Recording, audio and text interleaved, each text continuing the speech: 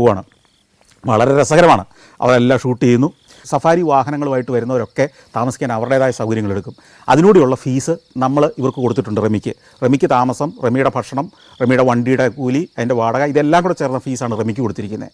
അതുകൊണ്ട് നമ്മൾ താമസിക്കുന്ന ഹോട്ടലിൽ അവർക്ക് മുറി എടുത്ത് കൊടുക്കേണ്ട കാര്യമില്ല. അപ്പം റമി പറഞ്ഞു രാവിലെ 7 മണിയാകുമ്പോൾ ഞാനിവിടെ വരും, റെഡിയായി നിന്നോണം. അപ്പോൾ ഞാൻ പറഞ്ഞു റമി ഇപ്പം മണി 5:30 ആയിട്ടുള്ളൂ വൈകുന്നേരം.